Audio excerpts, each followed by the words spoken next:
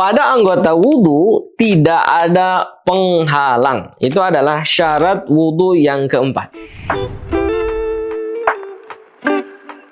Sahabat fikih rahimakumullah, di video kali ini kita akan bahas syarat wudhu yang keempat. Untuk syarat yang ketiga, 2, 1 itu sudah di konten sebelumnya. Nah, sekarang kita akan bahas syarat yang keempat. Apa itu? Nah, sebelum kita bahas lebih lanjut, teman-teman semuanya yang belum like dulu videonya, share dulu videonya, dan juga subscribe yang belum subscribe, dan loncengnya diaktifkan supaya kalau nanti ada pembahasan terbaru di videonya ada notifikasi ke handphone kamu sehingga kita bisa belajar bersama tentang fikih praktis. Mari kita belajar bersama fikih praktis agar benar caranya, berkah ibadahnya. Baik sahabat fikih rahimakumullah.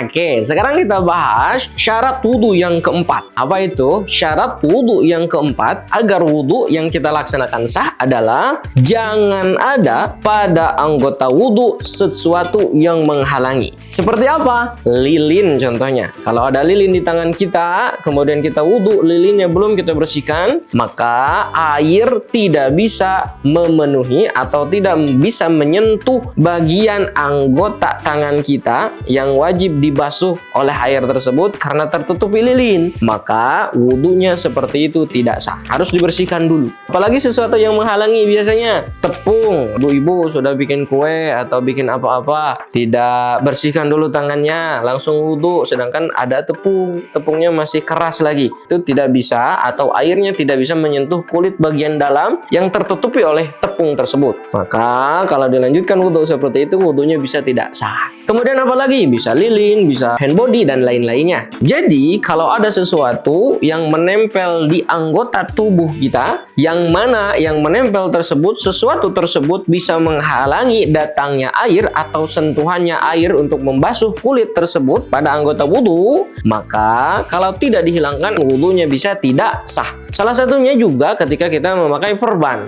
Misalnya di sini ada sakit, kita pakai perban. Kalau perbannya nggak dibuka, nah, dia akan menempel. Otomatis dia akan menutupi bagian ini untuk disentuh oleh air yang suci dan juga mensucikan ketika berwudu. Ketika tidak dibuka, maka airnya tidak bisa membasahi bagian yang ini. Ketika tidak bisa membasahi bagian yang ini dan sedangkan bagian ini mesti dibasuh ketika berwudu, maka wudunya bisa tidak sah. Solusinya, buka dulu perbannya. Kalau memang penyakitnya, kalau terkena air itu nggak kenapa-napa, laksanakan wudu. Setelah itu pasang lagi perbannya. Kalau memang perbannya nggak bisa dibuka sama sekali, kalau dibuka terkena air bakal parah penyakitnya, maka lakukan wudhu seperti biasanya. Terus bagian ini yang belum tersentuh oleh air itu disempurnakan dengan tayammum. Begitu juga hal yang bisa membuat wudhu kita nggak sah menurut mayoritas para ulama adalah adanya tai kuku. Baik kotorannya itu karena ada tanah atau karena ada sesuatu keringat yang mengering sehingga di sini ada item-itemnya di dalam kuku tuh. Tersebut dengan tai kuku ya biasanya ya. Begitu menurut mayoritas ulama itu juga menjadi syarat untuk dibersihkan. Kalau tidak dibersihkan, sengaja tidak dibersihkan, kemudian kita melaksanakan wudhu, kukunya hitam semua, bisa saja wudhunya nggak sah karena ada sesuatu yang menutupi bagian yang mesti dibasuh oleh air tersebut. Jadi sebelum berwudhu itu harus di cross check dulu. Dan juga sunnahnya sebelum berwudhu, itu kita harus gosok-gosok tangan, bersihkan tangan kita agar tidak ada yang menghalangi bagian kulit yang wajib dibasuh ketika berwudhu. Apalagi ini tai kuku atau ada kotoran-kotoran di dalam kuku kita, itu mesti dibersihkan agar wudhunya sah dan juga memenuhi syarat.